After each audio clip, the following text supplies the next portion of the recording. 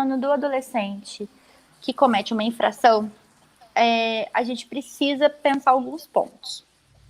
O primeiro, quando a gente fala que o adolescente que cometeu uma infração, ele precisa pagar por isso, tem um limite ali no pagar. Não se admite, em hipótese alguma, trabalhos forçados para poder pagar a infração, tá? Então, não se pode falar assim, o adolescente é um arruaceiro, ele destruiu a loja, destruiu a cidade, então ele vai carpir vários lotes para poder pagar. Não é assim que funciona. Quando se vê um adolescente, a depender da gravidade, tá, gente? Claro, do que ele faz. Primeiro ponto, se adverte.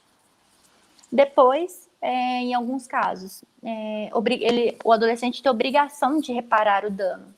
Então, sou um adolescente que peguei uma pedra e quebrei a vidraça de uma loja porque eu quis quebrar, ou eu quis roubar, eu quis fazer alguma coisa. Quebrei.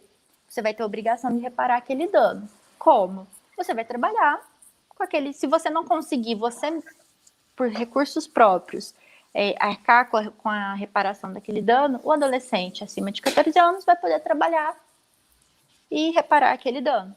É um caso. Prestar serviço para a comunidade, sim, é possível.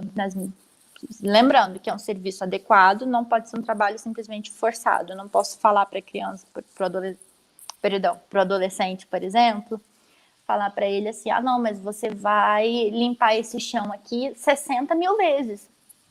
Não. Quando a gente se trata de adultos em sistemas prisionais, a gente fala que eles têm direito à liberdade provisória, por exemplo. O adolescente tem direito à liberdade assistida, ou seja, olha, você não vai ficar acolhido, você não vai, porém, você vai estar na sua liberdade assistida, você vai ter que comparecer aqui, vai ter uma equipe multidisciplinar de olho em você, cuidando de você. E aí cria-se também a possibilidade desse regime de semi-liberdade. Essas internações, elas não vão acontecer numa FEBEM, por exemplo. Vão acontecer num estabelecimento educacional. Esse estabelecimento educacional, o que ele visa? Ele visa com que as pessoas, ela cria um sistema de reeducação a fim de que esse jovem se ressocialize, ou seja, que ele saia dali ciente de que cometi uma coisa errada, o caminho não é bom, daqui para frente eu quero fazer diferente, tá?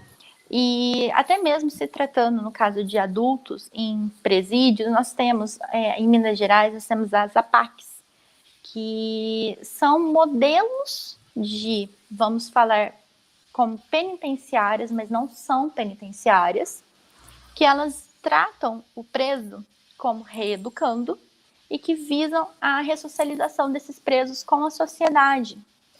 E a taxa de retorno deles, uma vez que eles saem, que eles são soltos, uma vez que eles saem dali, a taxa deles para poder voltarem ao regime de prisão é muito inferior àquele cara que sai de um presídio comum, que tem carcereiro, que tem aquela questão da força mesmo ali dentro, sabe? Da repressão mesmo.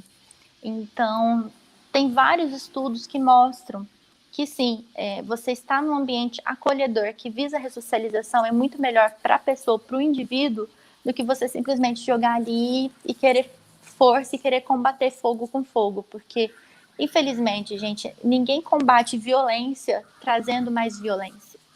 Você não vai fazer com que um adolescente pare de cometer crimes, fazendo com que seja imposto a ele o sofrimento de mais e mais coisas. Eu sei que, às vezes, tem casos que causam revoltas. Tem situações que a gente vê que a gente fala, mas como assim uma pessoa pode fazer isso? Mas se a gente combater tortura com tortura, todos seremos torturadores, ninguém vai sair dali.